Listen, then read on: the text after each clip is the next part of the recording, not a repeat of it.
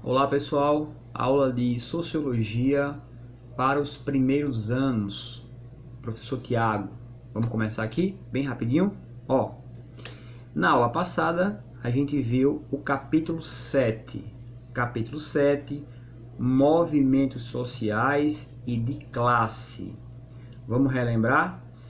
Nesse capítulo aqui a gente falou um pouco sobre conceitos, sobre princípios, sobre quais são as características dos movimentos sociais.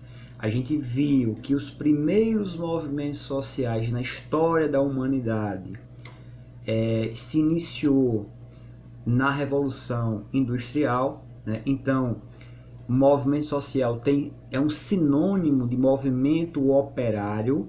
Esses trabalhadores que saíram do campo, fizeram o êxodo rural, se localizaram nas grandes metrópoles da Europa, logo depois da primeira Revolução Industrial, em 1750, na Inglaterra, devido às condições precárias de trabalho, a superexploração do capital em relação ao trabalho. Essas pessoas, influenciadas por algumas teorias que circulavam naquele momento, começaram a se organizar em grupos para poder reivindicar os seus direitos. Então, a gente pode dizer que o nascimento dos movimentos sociais foi a Europa depois da primeira Revolução Industrial. Obviamente que de lá para cá muita coisa mudou, as demandas sociais cresceram, as demandas sociais ficaram diversas e os movimentos sociais eles se caracterizaram de formas diferentes. Não é só agora movimento operário, nós temos, por exemplo, movimento para defender a questão da identidade de gênero, movimentos ecológicos, movimentos feministas, movimentos para os direitos humanos, movimentos que defendem também a questão da democracia, do Estado Democrático de Direito. Está bem em moda, a gente está vendo e ouvindo muito isso na televisão, né? Esses movimentos antirracistas, esses movimentos sociais, tá bom? Então a gente viu um pouquinho sobre isso. A gente falou também que o movimento social no Brasil se inicia, ganha mais corpo, vamos dizer assim, após o golpe de 64. Os militares tomam o poder no Brasil e esses movimentos, né, pró-democracia começam a crescer de forma mais sustentável, mais forte. Então, nesse período, na década de 60 e 70, com os movimentos libertários ao longo do mundo, principalmente na França, né, as noites das barricadas, onde os jovens escreviam na parede, grifavam é proibido proibir, né, contra a cultura. Então o movimento hippie cresce também, que é um movimento comunitário, né, que vai de encontro ao pensamento capitalista da época do consumo, de criar uma identidade a partir do consumo. Era um movimento que pregava a liberdade sexual, a liberdade de pensamento, as pessoas se sentiam mais livres e fez muito sucesso nessa época, certo? Então, no Brasil, essa influência dos hippies também chegam aqui e vai influenciar um movimento chamado Jovem Guarda, liderado por Roberto Carlos. Foi mais ameno, né, do que o hippie tradicional. E o tropicalismo também com Gilberto Gil, Caetano Veloso e o movimento underground que acontece ali em Pernambuco, em Recife, né? O Mangue Beat, liderado por Chico Sainz. Então são esses movimentos contra a cultura. O que é contra a cultura? Contra o que está estabelecido aí como verdade, como valor importante. Então esses movimentos culturais tentam discutir, refletir sobre esse modo de vida. Então perceba que não é só movimentos operários reivindicando salário, direitos trabalhistas, melhores condições de trabalho. Não é só isso. Os movimentos sociais ganham um corpo maior, principalmente agora com as redes sociais, né? A gente diz hoje que os movimentos sociais começam nas redes sociais e terminam na praça pública. Antigamente começava na praça pública e terminava na praça pública. Hoje se movimenta nas redes sociais, né? Nas plataformas midiáticas, para depois ganhar as ruas, certo? Bem rapidinho aqui, só para a gente relembrar, beleza? Então vamos agora para o capítulo 8, que é o que é cultura. Também é um capítulo bem fininho, tem 2 páginas, dá para a gente poder desenvolver bastante coisa aqui. O que é cultura? Gente, uma dica para vocês. Quando eu falo de cultura nas minhas aulas, eu não tenho como não fazer isso. Eu sempre me reporto aos primórdios da civilização.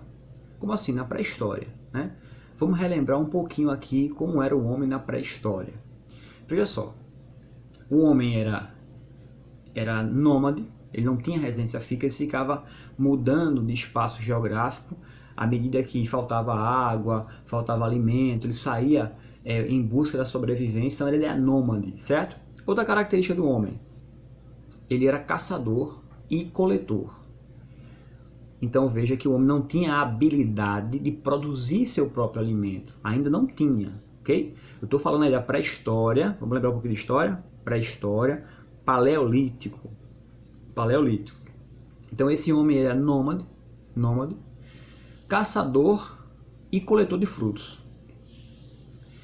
E também, senhoras e senhores, esse homem ele era mediado pela natureza. Preste atenção. O que é isso? Ele era controlado pela natureza. A natureza determinava a vida dele. Como assim, professor?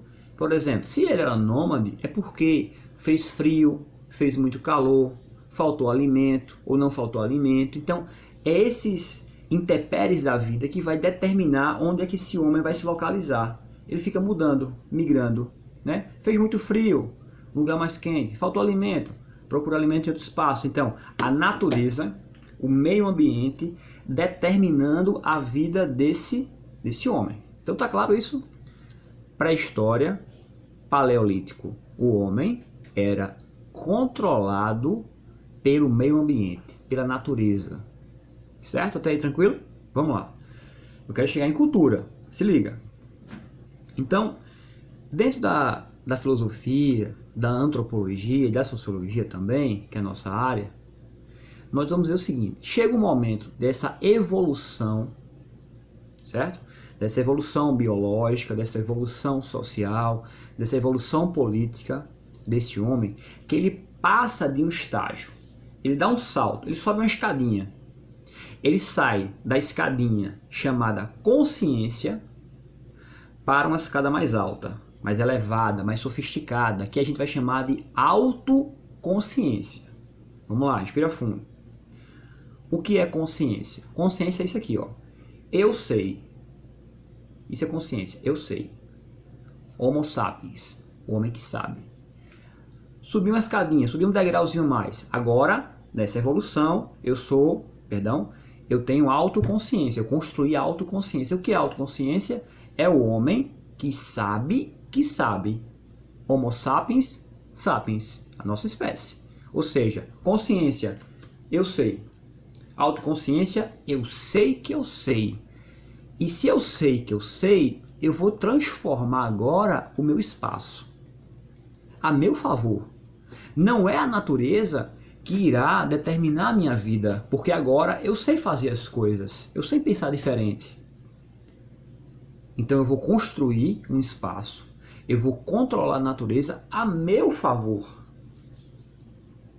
A meu favor. O Homo sapiens sapiens, o homem que sabe, ele vai ser diferente do resto da natureza. Por quê, professor? Primeiro, quando ele tem consciência disso, ele se projeta no tempo e no espaço, a nível subjetivo, ele se projeta no tempo e no espaço. Porque o homem é um ser de projeto. O que é isso? Ele consegue antecipar a ação pelo pensamento.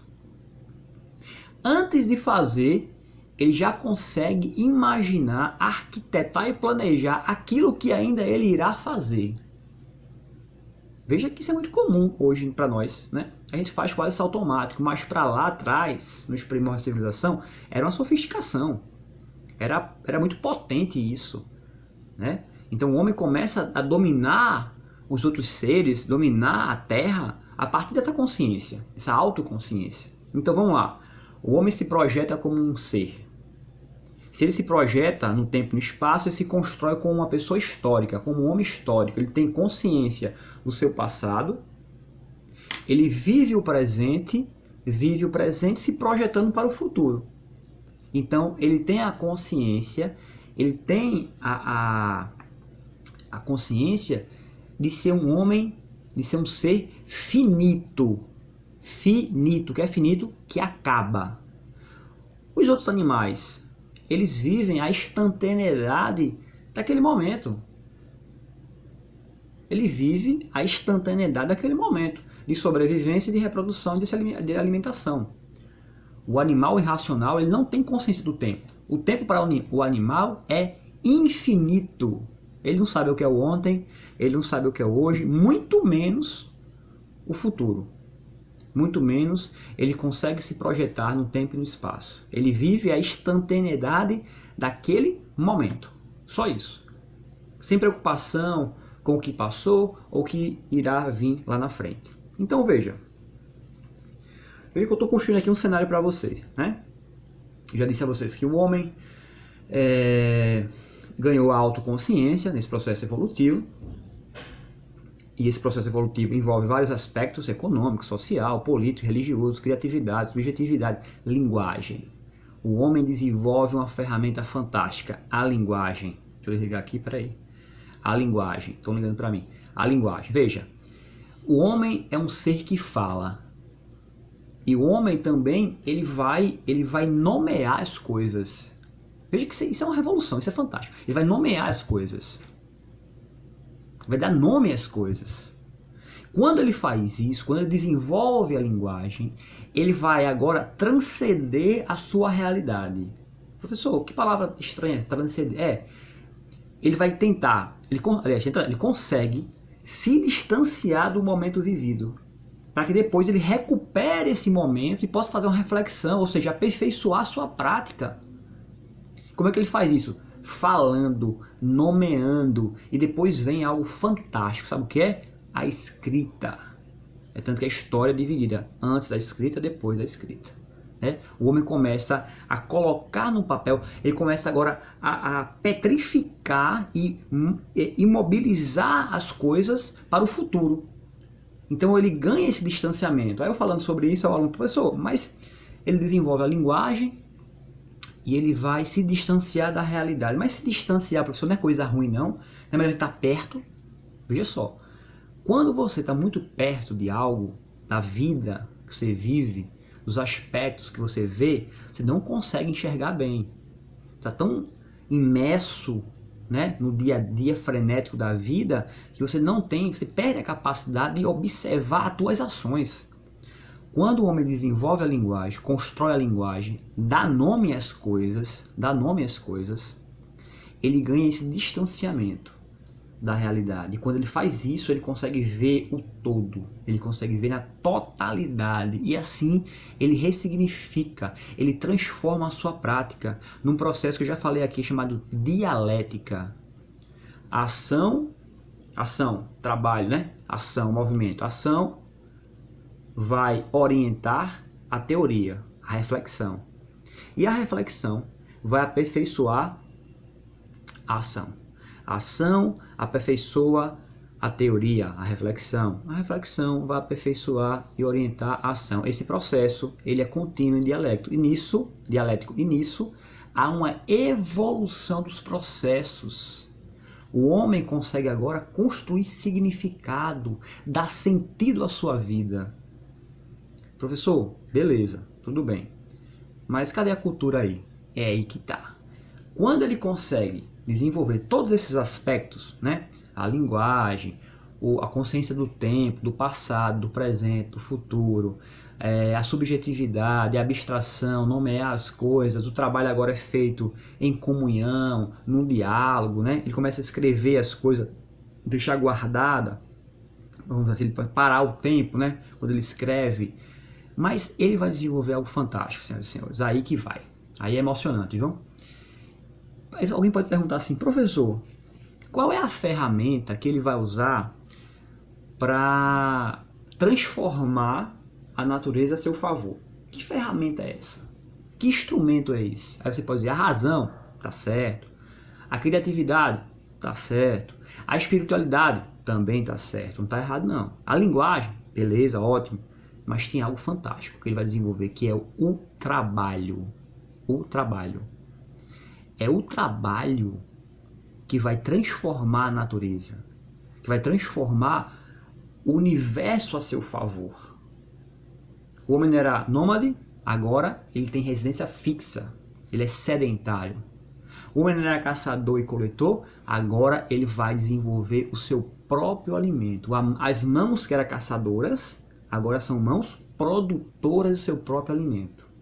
É aí que está, é aí o ponto, é a linha tênue onde vai começar a construir algo também fantástico, através do trabalho, né? Que é a cultura. Quando o homem se estabelece na terra como sedentário, quando ele realiza a primeira revolução da história da humanidade, que é a revolução agrícola. É a partir desse momento que ele vai domesticar os animais, ter residência fixa, é sedentário. É a partir desse momento, com a ferramenta chamada trabalho, né? Na relação dialética, ação, reflexão e ação, que ele começa a construir o quê? Cultura, senhoras e senhores. E para começar aqui, tem um textozinho bem curtinho, que eu vou ler para vocês, na página 225, o que é cultura, tem um textinho assim, diz assim: para melhor compreender as peculiaridades da identidade brasileira, é necessário refletir sobre o que é cultura, posto que essa dimensão norteia ações e expectativas, valores e regras morais, modos de agir e de pensar. Oferece sustentação às estruturas sociais que regulam a vida em sociedade. Então veja, a gente fala de cultura, é polissêmica essa palavra. O que é polissêmica? São vários sentidos, vários aspectos, mas eu quero fortalecer um aspecto aqui, que é a ideia de cultura como agricultura, né? Ou seja, o homem começa a construir cultura a partir do desenvolvimento da agricultura. Quando ele se torna sedentário, ele vai mudar os aspectos sociais, políticos, ambientais, a partir desse sedentarismo que veio com a agricultura. Por isso que a relação de cultura, de cultivar, também está relacionado com a agricultura, certo? Então, esse aspecto que eu quero destacar para vocês aqui. Ficou claro, né? Construir o cenário aqui para vocês entenderem que esse homem na pré-história começa a evoluir, né? Vamos usar essa palavra, a evoluir, e chega um ponto que ele vai se fixar na terra, vai desenvolver a agricultura. Foi a primeira revolução da humanidade. Essa palavra é revolução, mudou tudo, né? E através do trabalho, com o trabalho, ele transforma a natureza. Mas quando ele transforma a natureza, ele também se transforma. Toda vez que a gente realiza o processo dialético de ação e reflexão, que a gente chama de trabalho, né, a gente também se modifica. Ok? Beleza?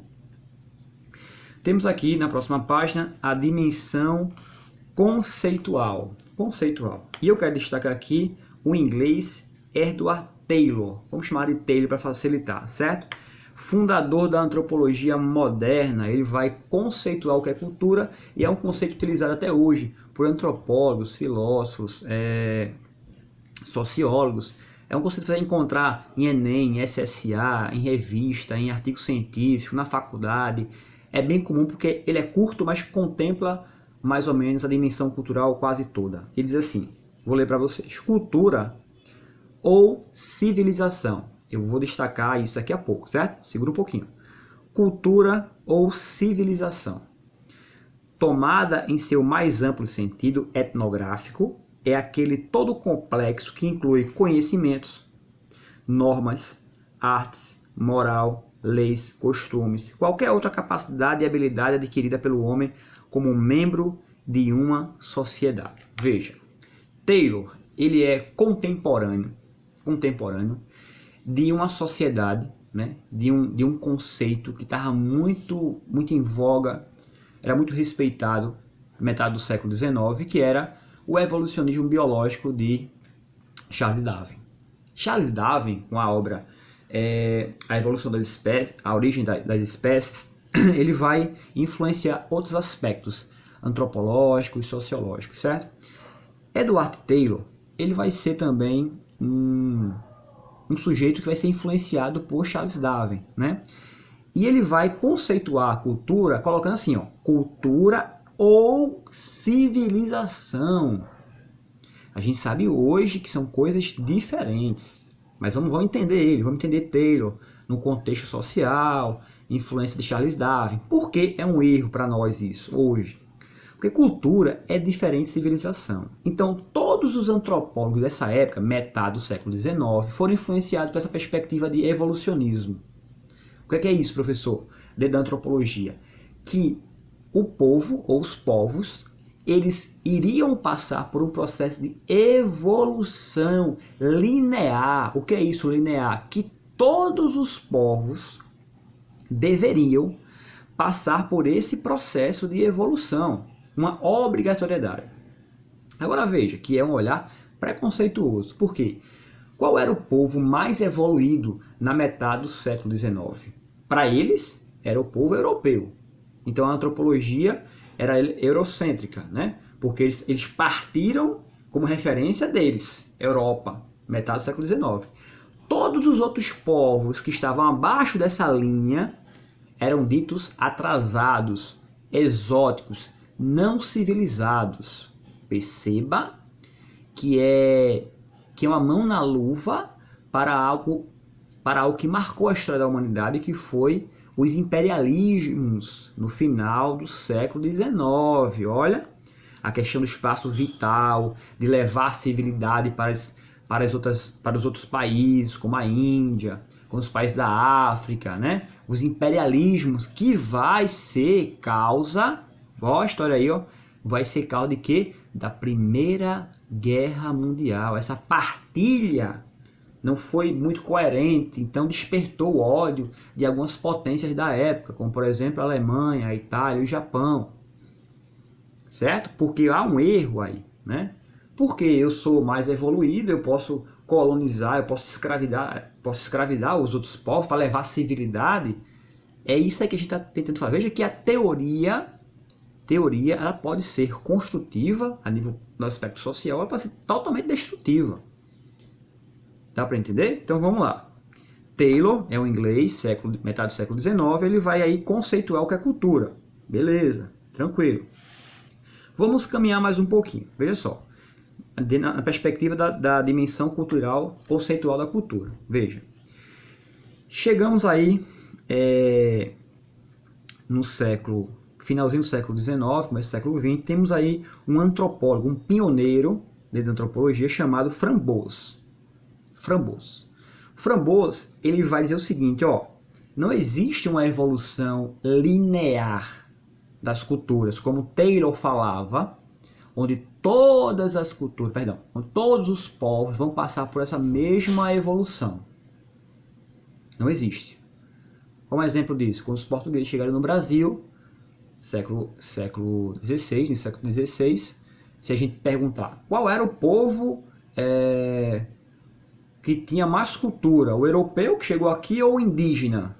Se a gente for falar de que cultura é igual a civilização, né? Ainda cabe uma parênteses aí, se eu for falar que cultura é igual a civilização, pode dizer assim, não, o europeu tinha mais cultura do que o índio, mas cultura e civilização são coisas diferentes. Então eu posso dizer, a nível cultural, o índio brasileiro, o nativo brasileiro, tinha a sua cultura própria, a sua identidade, como também o europeu tinha a sua identidade, a sua cultura. Nem superior, nem inferior, mas diferente. Agora, obviamente, que a nível tecnológico, o português estava mais avançado. Isso é fato. Isso é fato. Nível cultural, quando fala de cultura, não existe cultura, nem superior, nem inferior. O que existe são culturas diferentes. Diferença cultural. É isso que Framboos vai mostrar para nós nesse século XX. Não existe uma evolução linear, existe uma evolução multilinear, onde o europeu está aqui, mas o indígena vai para cá, o africano vai para cá, o outro vai para cá, ou seja, todo mundo tem um espaço, tem um direito de evoluir no tempo e no lugar que quiser, certo? Então ele vai dizer o seguinte, ó, Tal perspectiva dominou amplamente até o início do século XX, de Taylor, né? Quando começou a ser contestada. O pioneiro nessa contestação foi o antropólogo Franz Boas, judeu radicado nos Estados Unidos, que concebeu as diversas culturas não como inferiores ou superiores, mas diferentes, precisando que fossem estudadas nas suas peculiaridades, considerando o evolucionismo como multilinear. Franz Boas, ele foi um revolucionário para sua época, porque até então os antropólogos faziam pesquisa aqui, ó, no escritório, lendo coisas que outras pessoas escreviam. Então o Franz Boas vai ser aquele que vai fazer a pesquisa de campo. Ele vai sair do escritório, do conforto do seu escritório, e vai até o campo pesquisar, observar, analisar, vivenciar aquelas culturas diferentes. Vai perceber que não existe cultura superior nem inferior. Existe cada uma as suas peculiaridades, suas características, que são delas, são especiais dela. Certo? Até aí, tudo bem? Vamos lá, vamos trazer um pouquinho para o Brasil agora.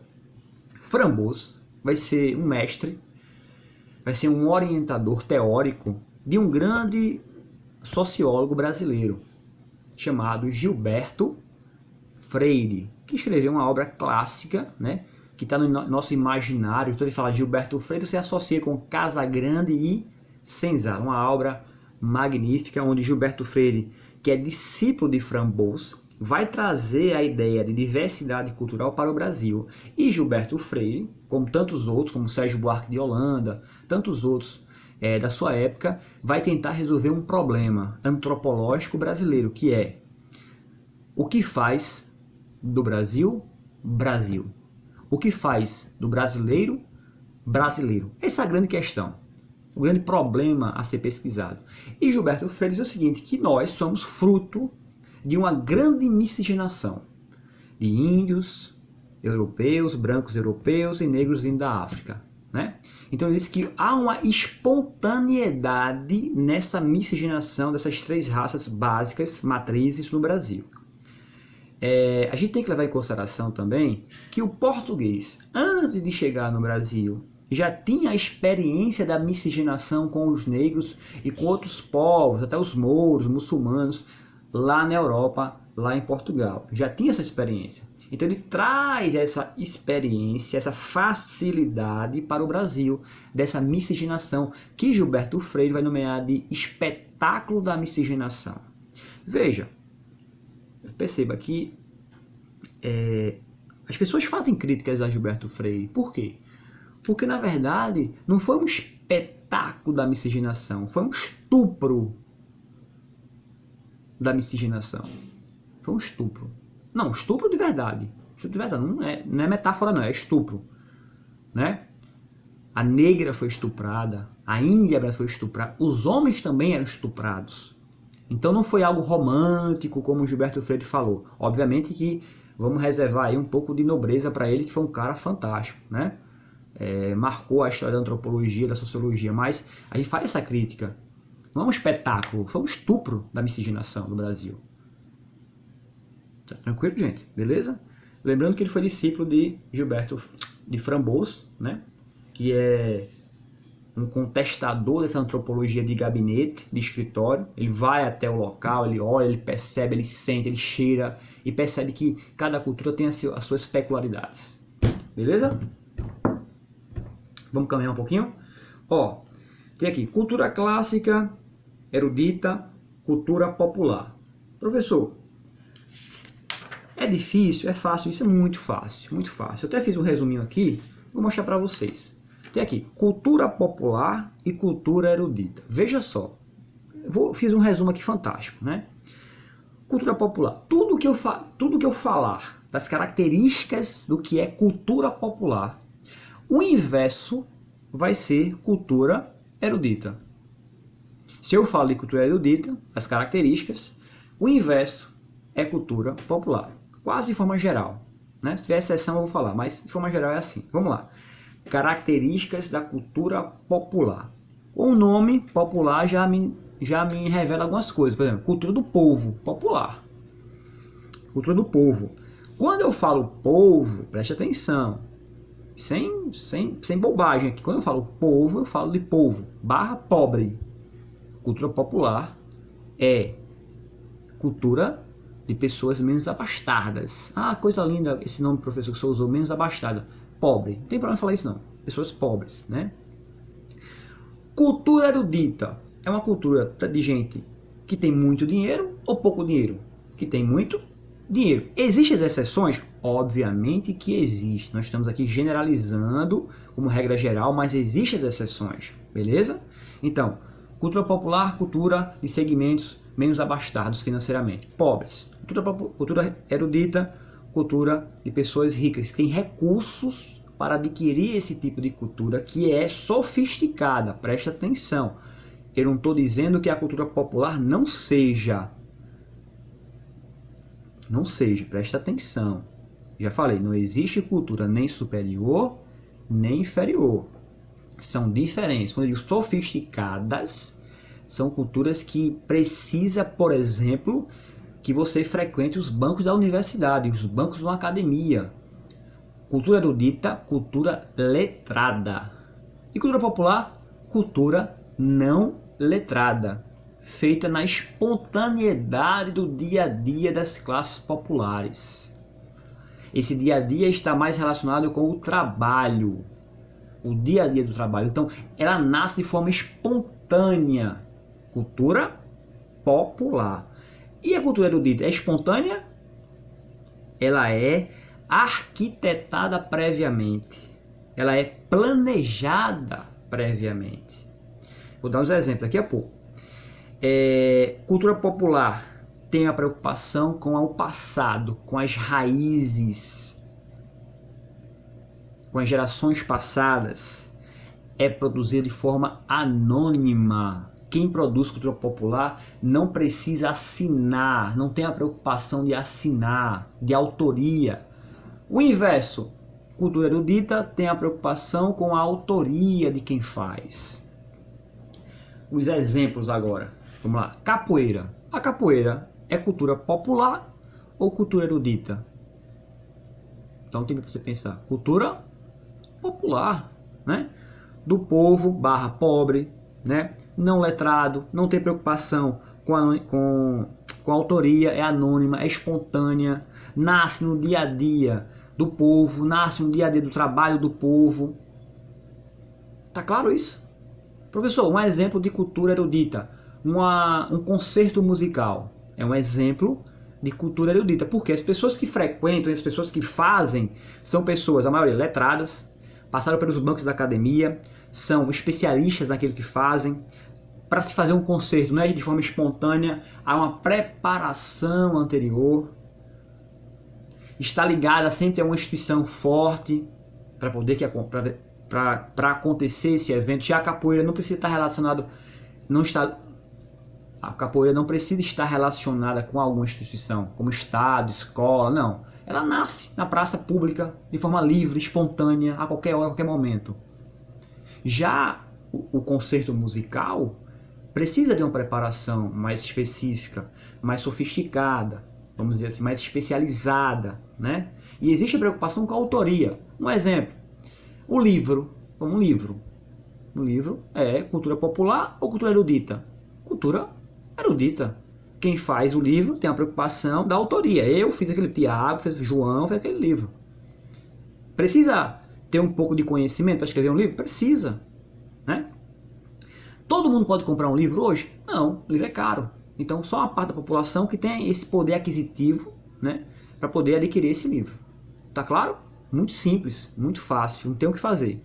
Então, eu penso aqui que nós encerramos. Ah não, tem uma coisa em detalhe aqui. Falando de cultura, a gente não pode esquecer da indústria cultural. A gente vai aprofundar mais isso lá na frente. Mas dá para adiantar alguma coisa. Indústria cultural. O que é isso? Veja só. No início do século XX, né, a gente saiu de uma sociedade de produtores para uma sociedade de consumidores. E a indústria percebeu que poderia lucrar vendendo cultura, vendendo arte. Esse segmento, né, essa perspectiva foi denominada de indústria cultural, ou indústria de massa. Então, a indústria, ela massificou e homogeneizou as artes. Um exemplo, a música. A música que pouquíssimas pessoas tinham acesso porque era erudita, era sofisticada, era cara, com os meios de comunicação de massa, rádio, televisão, cinema, jornal, revista, essa música que era restrita a um grupo, ela vai ser massificada e homogeneizada e coisificada para todos.